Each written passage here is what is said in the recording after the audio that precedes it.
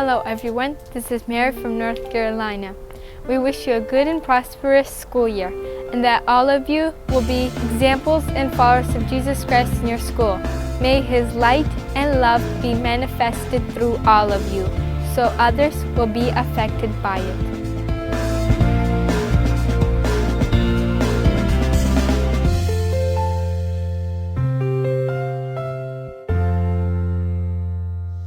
I will be reading the story, Money for Mama. Judy and Tommy were sitting on the porch steps. Tommy was the little boy next door.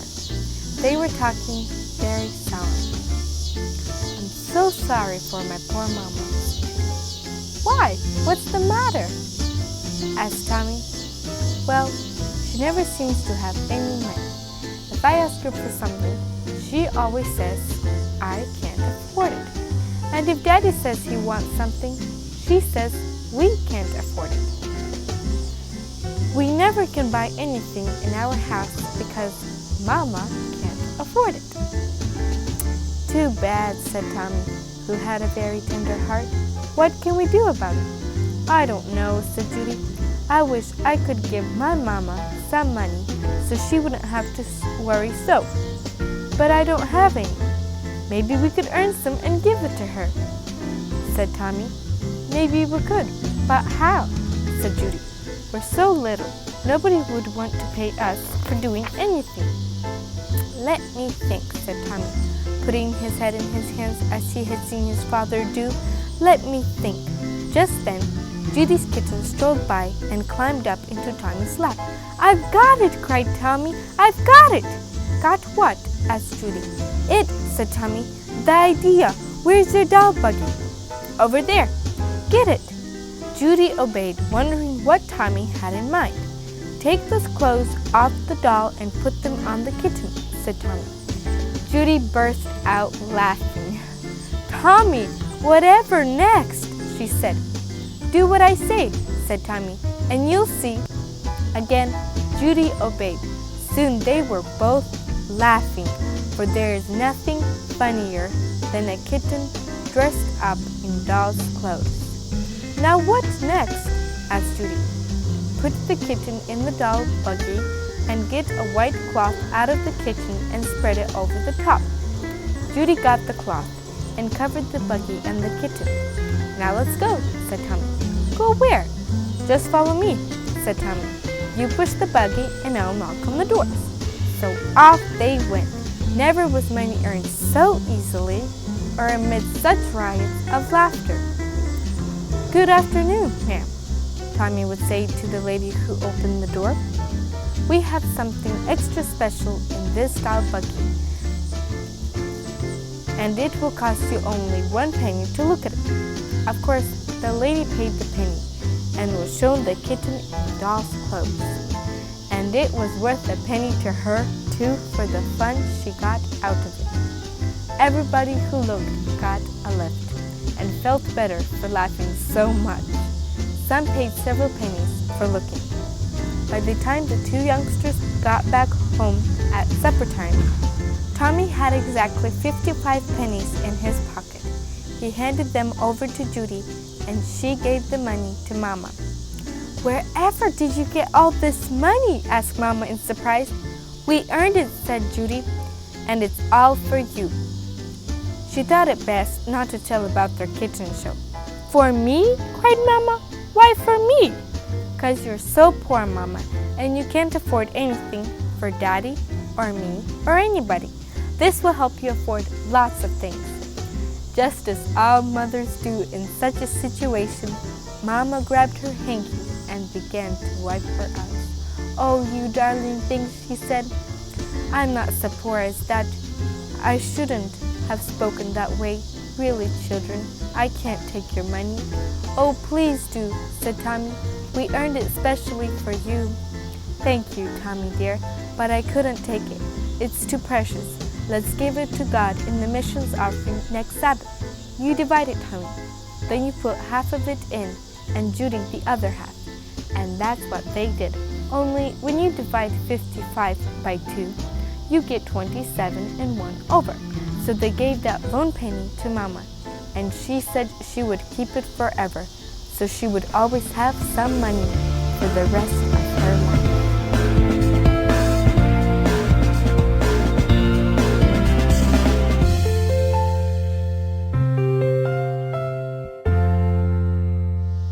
I'll be reading you a story called How Johnny Got Wet.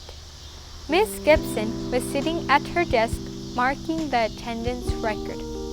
Everybody seems to be on school on time today, she said. That is all except Johnny. Has anybody seen Johnny? No one spoke. Does anybody know whether Johnny's ill? A hand went up. He can't be ill, Miss Gibson, for I saw him fishing in the creek yesterday evening. Thank you, said Miss Gibson, closing the book, and now I'll be back in just a moment. Please, all of you, be good and quiet until I return. Teacher had barely walked across the corridor, however, when the classroom door opened and in walked Johnny. Immediately, Bad Lamb broke loose. Johnny, cried one of the boys. What have you been doing? Johnny, cried another one. What a mess you're in. Where have you been? They had reason to ask, for never had a boy come to school quite like this. Johnny was actually dripping wet. His hair was all messed up, as if he had been swimming. His clothes were sodden, and his shoes squished water as he walked. Ha, ha, ha, laughed everybody. He, he. What a sight. What a way to come to school. Suddenly, the door handle rattled. Instantly, there was silence. Johnny moved swiftly to his desk and sat down. Teacher entered and looked around. So, you are here at last, Johnny, she said. Have you any excuse for being late? Well, began Johnny. I don't think so. What do you mean, I don't think so? Have you or haven't you an excuse? I guess I haven't, said Johnny. What has happened to your hair, said Teacher. Nothing, miss, said Johnny, trying in vain to make it go into place. Stand up, said Teacher. Johnny stood up. A hand was raised. Please, miss, there's a puddle under Johnny's seat. At this, laughter broke out all over the classroom. Silence, said Miss Gibson. Johnny, come here. Why are you dripping wet? Well, began Johnny. Just what he was going to say next, nobody knows, for just at that moment, the door opened, and this time, the principal with two policemen behind him walked into the room and right up to the teacher's desk. Do you have a boy here named Johnny Gordon? He asked. The police, whispered all the children. There he is, said Miss Gibson. The police, said the principal, have just come here to ask about him. They say he jumped off the bridge on his way to school this morning and saved the life of a little girl who had fallen to the river and was drowning. Are you the boy? He said, turning to Johnny. Yes, sir. I'm proud of you, son. That was a brave thing to do. God bless you.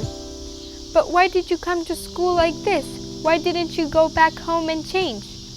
Well, I was afraid my dad would be angry with me for getting my clothes soaked, said Johnny. Well, he's not angry with you, said the principal. I've been talking with him. He's as proud of you as I am. Then turning to the class, he said, we're all proud of him, aren't we, children? Suddenly, everybody was cheering, and the very ones who had been laughing at Johnny a few minutes before cheered the loudest. How wonderful it seemed to have a real hero right in their own classroom. And now, Johnny, you had better run home and put on some dry clothes, said the principal, or you'll catch a bad cold. With teeth chattering, Johnny ran all the way home, and soon the whole town was talking of a brave little boy who saved a girl from drowning on his way to school and was too modest to let anybody know about it.